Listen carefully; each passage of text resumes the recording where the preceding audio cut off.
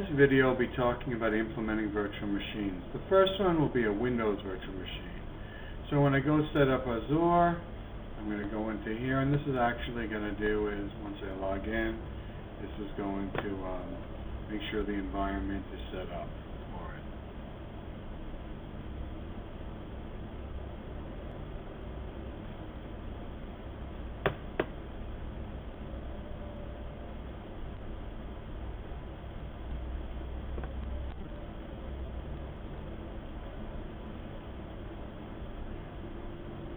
So I'm just saying in here which region it is, and I'm picking Southeast Asia because that's where this lab is located, right here.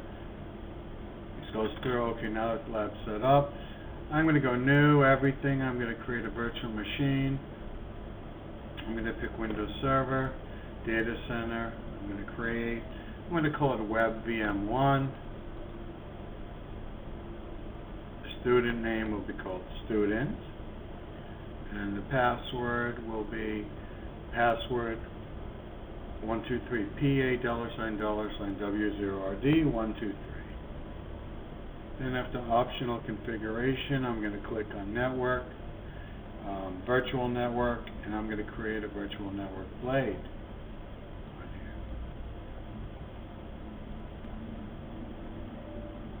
here. And call it Web VM1.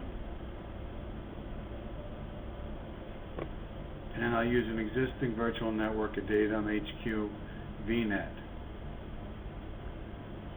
And then I'm going to make sure add to the start board is checked and create.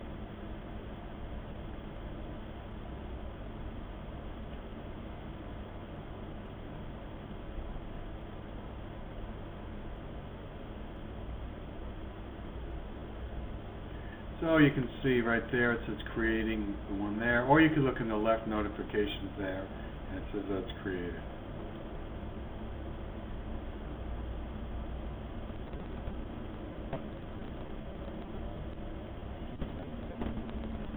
Send the notifications, great, it's been deployed, fantastic. We can see that they succeeded.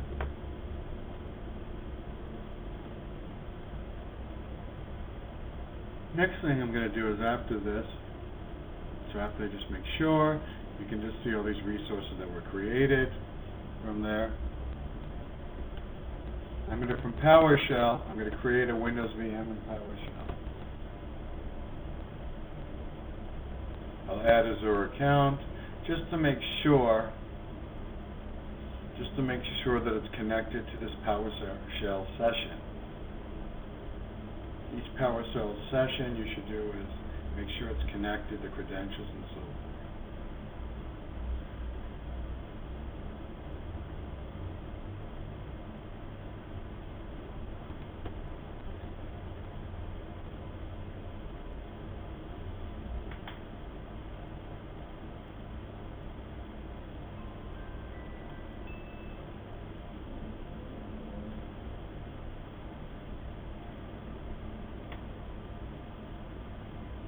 Checking, okay, my added Azure account, check the subscription, great.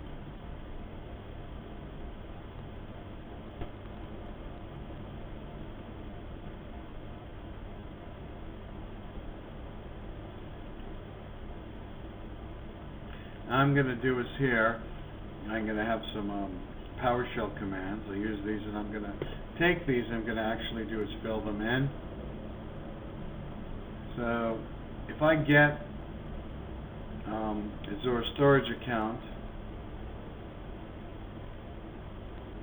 so I'm going to put that in. When I type get Azure storage account, it shows me the fields, and I'll put the service name in there. Got to look for the service name. Storage account name is there. I'll copy, and I'll just paste it right here. That was the result of that. Good.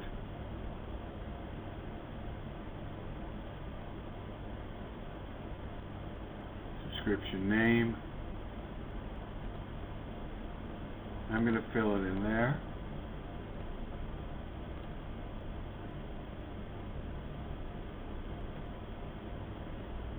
So I'll put the storage account there and the subscription in there, and then I'm going to use it to run the command.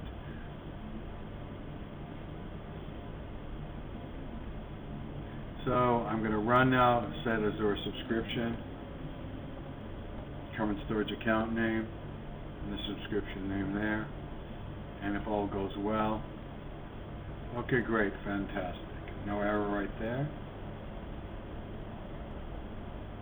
And then I'm going to do this one right there.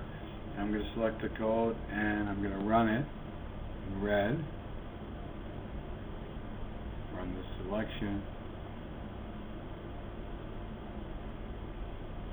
Then afterwards, if I type $service name, it'll tell you. See how this is fills in here? It's really nice. And it tells you the service name in there. Now if I check location, right, searching contain the unique cloud service name. Great. So the location, this is going to populate the location variable $location.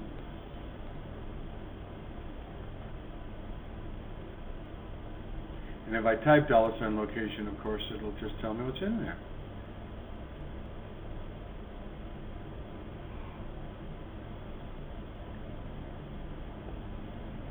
The next thing I'm going to do there is I have to make sure that after this one, that $OS image actually works. And since it did work, then I can do a new Azure quick VM. And it's going to create one based on this variable. I, of course, put the password in there. Great.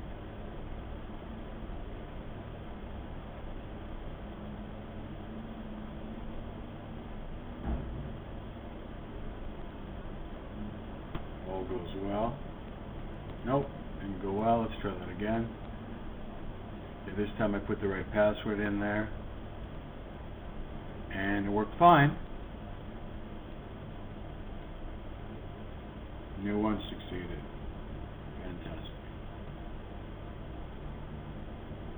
Now the next thing I'm going to do after this, I'm going to deploy Linux virtual VM, but I'm just going to show you that it's all there.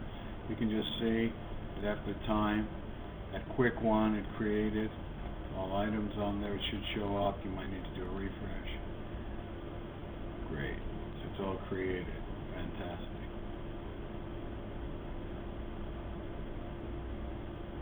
See, storage account created. Good. Just tells me, do you want to do, as I mentioned, the portals? No, I'm going to do it. Great. Notice that WebVM 2, because that was the one I created, quick one.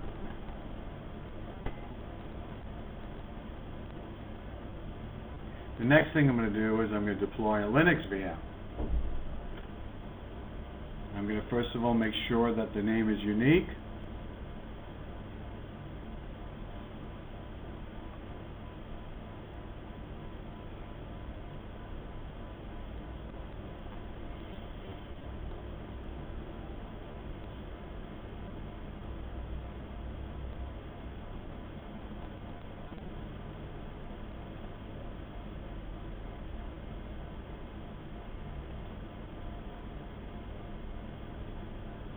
Then afterwards, Linux image is filled in, and then I'll run the command. Just checking on this. Great.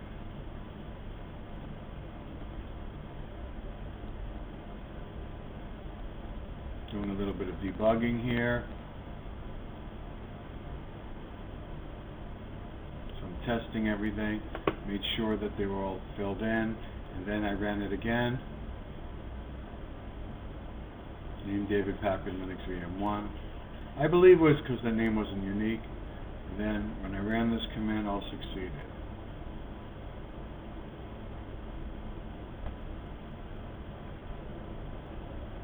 So then after it's done, I'm going to try, after I know that it's running,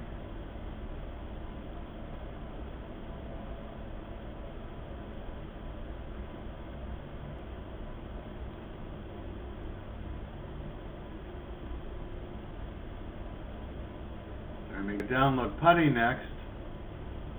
It's always good to download PuTTY, of course, from the original putty.org. If you download it from some other site, sometimes it could contain some Trojans in there. So I got the PuTTY here. This is a known good site.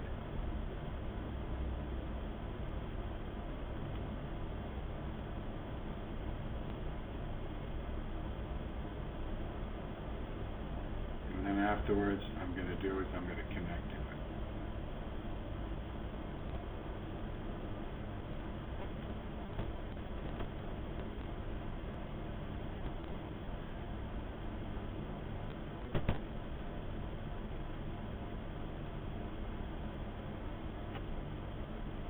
So what I need to do is first I'm going to get some information. I want to get the host name and port number so that I can SSH to it.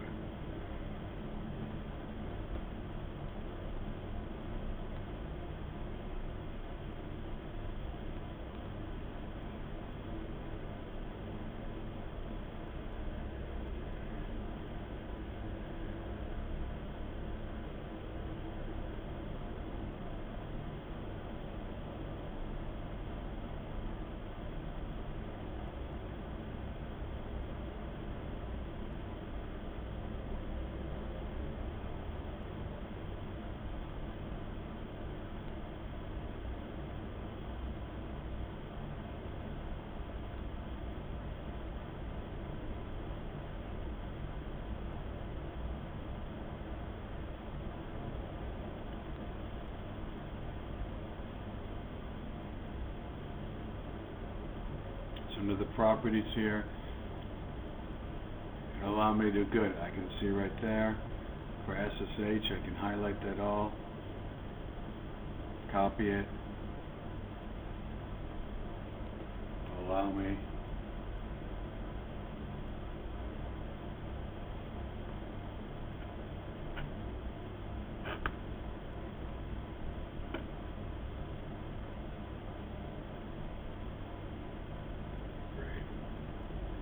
now I'm going to go in,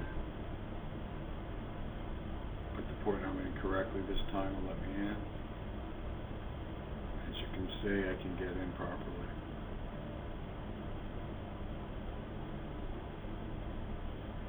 Logging in as a Linux user and password 123. Because remember when I created a quick VM, I said the password and the user in there. So that's propagated it inside.